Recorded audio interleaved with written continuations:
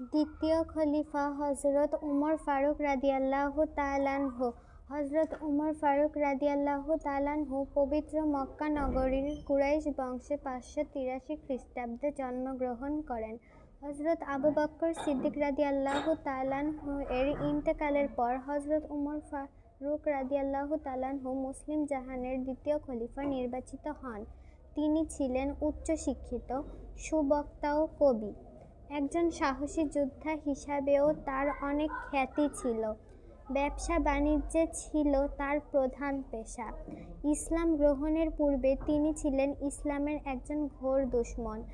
তিনি ছিলেন সকলের দরদি বন্ধু।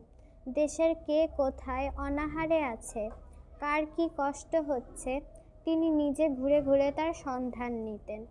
তিনি একদিকে যেমন কোমল মনের ছিলেন, তেমনি অপর দিকে কঠোরও ছিলেন। হযরত উমর রাদিয়াল্লাহু তাআলা আনহু এর উদ্যোগেই প্রকাশ্যে ইসলাম প্রচারের কাজ শুরু হয়। সর্বপ্রথম কাবা ঘরে জামাতের সহিত নামাজ আদায় এবং আজানের ব্যবস্থা চালু হয়। মানুষের দুঃখ কষ্টের কথা জানার জন্য গভীর রাতে পাড়ায় মহল্লায় তিনি ঘুরে বেড়াতেন।